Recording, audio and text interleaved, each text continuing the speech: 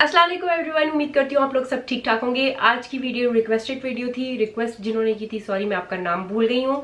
Request थी कि baking soda ज़हन में रखिएगा, बार बार कमेंट्स में नहीं पूछिएगा। बेकिंग सोडा, बेकिंग पाउडर नहीं, दो चीज़ें डिफरेंट होती हैं ये। और अगर आप बेकिंग पाउडर इस्तेमाल करेंगे तो आपको वो सेम रिजल्ट नहीं मिलेंगे जो कि मैं आपको इस वीडियो में दिखाऊंगी। तो उनकी रिक्वेस्ट थी कि बेकिंग सोडे के इस्तेमाल से आप डिफरेंट यूजेस बताएं, जैसे कि मैं पहले 2 वीडियोस इस तरह की बना चुकी हूँ। लिंक मैं डिस्क्रिप्शन बॉक्स में डाल दूंगी। वेज़लिन और बेबी ऑयल के ऊपर थी वो दोनों, तो लिंक चेक करना बिल्कुल भी नहीं भूलिएगा। तो इसी तरह इस वीडियो में मैं आपको 15 इस्तेमाल बताऊंगी बेकिंग सोडे के, जो कि आप स्किन, हेयर, बॉडी केयर से लेके किचन और रोज़मर्रा की चीज़ों में इस्तेमाल कर सकते हैं। और ये एक बहुत ही कॉमन सी चीज़ है जो कि बहुत महंगी नहीं मिलती और बहुत सी चीज़ों के लिए आसानी पैदा कर देती है।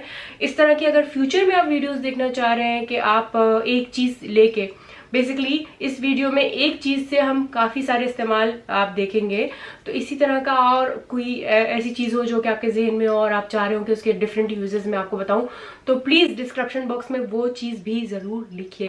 और सब्सक्राइब करना बिल्कुल नहीं भूलना आपने वीडियो स्टार्ट होने से पहले। हम करेंगे एज अ फेशियल स्क्रब, और स्क्रब के लिए हम जो है बेकिंग सोडा का 3rd पार्ट लेंगे।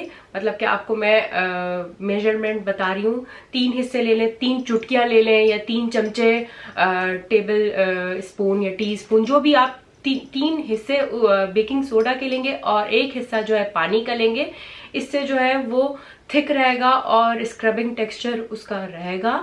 उससे आपने सर्कुलर मोशन में जो है अपना स्क्रब करना है चेहरे पे। आप 2 से 3 दफा भी कर सकते हैं, क्योंकि ये बहुत ज़्यादा सख्त नहीं है और सेंसिटिव स्किन के ऊपर भी आसानी से लाइटली स्क्रब करता है। इसका फ़ायदा ये है कि ये ऑल टाइप स्किन के लिए है और जो है हर किस्म की डस्ट को जो है ना आपकी ये चेहरे से हटा देता है। और दूसरी चीज़ जो ये बहुत अच्छी करता है, ये आपके चेहरे का जो रंग है, अगर साफ है और धूप और मिट्टी की वजह से डल पड़ गया है, तो उसके अंदर निखार आ जाती है। वो हमारे एक्ने प्रॉब्लम्स के लिए है, जैसे कि आपके दाने वगैरह रेगुलर निकलते रहते हैं, एक जगह से हटा तो दूसरी जगह पे निकल आया। उसके लिए आप लेंगे थोड़ा सा बेकिंग सोडा और थोड़ी सी शहद। 2 चुटकी आप बेकिंग सोडा ले लें और थोड़ा सा ही शहद आप ले लें और देख लें कि आप देख सकते हैं कि किस तरह का मैंने जो है पेस्ट बनाया है। और इस पेस्ट को जो है आप उंगली की मदद से, लेकिन अगर उंगली यूज नहीं करना चाह रहे क्योंकि एक जगह से अगर दूसरे दाने पे लगाओ तो वो ये जर्म्स एक ट्रांसफर हो जाते हैं, तो आप कॉटन बड की मदद से भी यूज कर सकते हैं इसको अप्लाई करने के लिए। ये बेहतरीन है दानों को सुखाने के लिए। इसका करेंगे वो एज अ पोर मिनिमाइजर, बेहतरीन नेचुरल पोर मिनिमाइजर है। मैं एक वीडियो में आपको ये दिखा भी चुकी हूँ। हम 1 पार्ट जो है बेकिंग सोडे का लेंगे और 2 पार्ट जो है हम पानी के लेंगे। और इसको जो है जहां जहां आपको नाक हो गया या गाल के इस एरिया पे या बाज़ दफा चिन पे भी जहां आपको लग रहा है कि आपके पोर्स हैं, वहां पे आप ये अप्लाई करेंगे और इसको आप छोड़ देंगे तकरीबन 10 मिनट तक। और उसके बाद जो है जब आप इसको रिमूव करेंगे तो आपने इसको जो है सर्कुलर मोशन में जो है स्क्रब की सूरत में हटाना है और पानी से अपने चेहरे को साफ कर लेना है। हम करेंगे इसका वो एज अ नेचुरल डिओडोरेंट के तौर पे करेंगे। पसीने की स्मेल जो है वो काफ़ी बंदों को अनकंफर्टेबल कर देती है। हमको खुद शर्मिंदगी हो रही होती है और जो आसपास होते हैं उनको भी। आप महंगे से महंगा भी लगा रहे होते हैं तो भी आपकी पसीने की बदबू कवर अप नहीं हो रही होती। तो एक नेचुरल चीज़ जो कि आपकी स्किन को भी डैमेज नहीं करेगा और साथ साथ इस स्मेल को भी कवर करके रखेगा। आप एज अ पाउडर इसको जो है अपने अंडर आर्म्स में पैड कर लेंगे और इस तरह जो है आपकी पसीने की बदबू को काफी हद तक कवर कर लेगा। ये हम करेंगे वो हमारे शैम्पू में यूज करेंगे अपनी स्कैल्प को जो है अच्छे से साफ करने के लिए, ताकि डैंड्रफ रिमूव रहे, ऑयल कंट्रोल रहे। तो आप शैम्पू अपना जितना लेते हैं वो लेंगे और मैंने तकरीबन 1 टीस्पून जो है बेकिंग सोडा उसके अंदर डाला है। और as a scrub same time आपका बाल धुल रहे होंगे और सेम टाइम आप सर्कुलर मोशन में, क्योंकि वो स्क्रबिंग टेक्सचर आ जाएगा, तो आप स्क्रब करेंगे अपने बालों को, ताकि सारी जो गंदगी है और अंदर का जो ऑयल होगा वो कंट्रोल हो जाएगा, आपकी डैंड्रफ कंट्रोल हो जाएगी, एक नेचुरल शाइन आएगी और एक नेचुरल वॉल्यूम भी आपको ये देगा। आप हफ्ते में 2 दफा आराम से इस्तेमाल कर सकते हैं। पैरों का स्पा करने के लिए हम एक बाउल में लेंगे नीम गर्म पानी, उसमें हम डालेंगे 3 टेबलस्पून बेकिंग सोडा और अपने पैरों को हम उसमें रहने देंगे 20 मिनट तक। जब हमारी डेड स्किन जो है सॉफ्ट हो जाएगी तो बेकिंग सोडा ही हाथ में लेके आप उससे पूरे पैरों को स्क्रब करेंगे। आप वीडियो में भी देख सकते हैं कि दोनों पैरों में कलर का कितना फर्क है। एक तो ये आपके पैरों को सॉफ्ट करता है, डेड स्किन रिमूव करता है, और जो डिस्कलरेशन हो जाती है धूप और डस्ट से, वो आपके रंग को वापस लाने में मदद करता है। अपने दांतों को चमकाने के लिए सिंपल सा यूज है। आप अपना टूथपेस्ट जब करते हैं उस पे जो है आप थोड़ा सा बेकिंग सोडा छिड़क लेंगे। मैं आपको रोजाना करने की एडवाइस नहीं करूंगी क्योंकि ये थोड़ा सेंसिटिव कर देता है दांतों को। तो हफ्ते में 2 दफा जो है आप इसके साथ ब्रश कर सकते हैं। आप काफी फर्क देखेंगे और पहली दफा में ही आप काफी फर्क देखेंगे कि कितने आपके दांत चमक जाएंगे।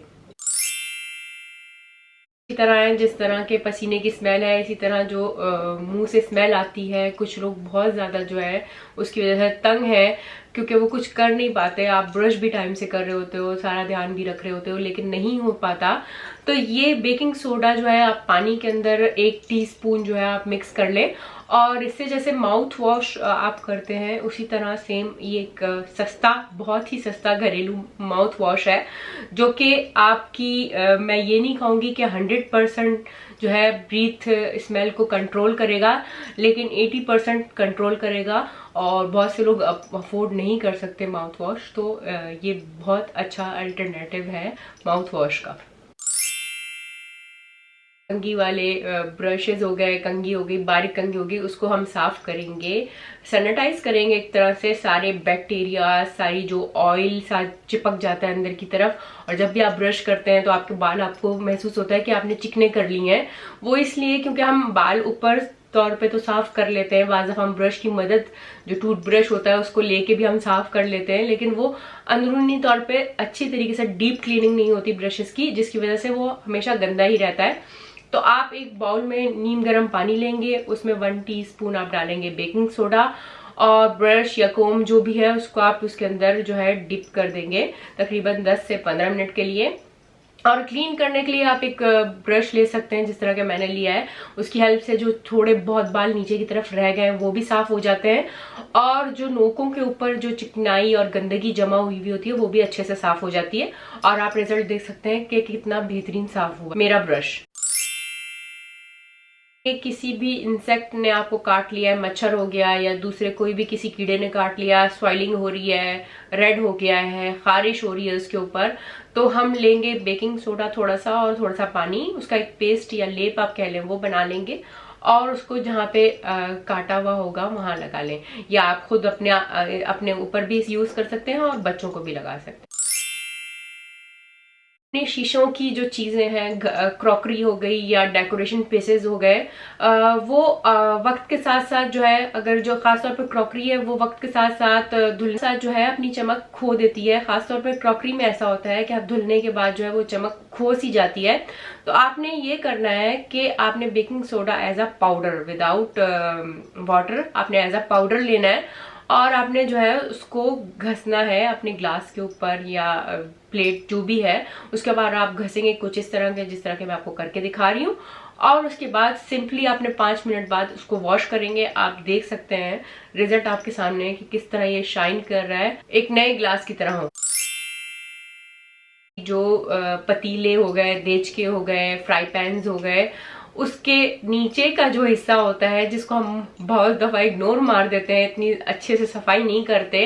तो फ्राई पैन खास तौर पे मैं इधर यही मिसाल आपको दिखा रही हूँ कि आप नीचे से देख सकते हैं काला हो गया है, एक तो आग की वजह से और दूसरा चिकनाई की वजह से जो कि नीचे की तरफ गिरती है, तो ये कुछ इस तरह का हो जाता है।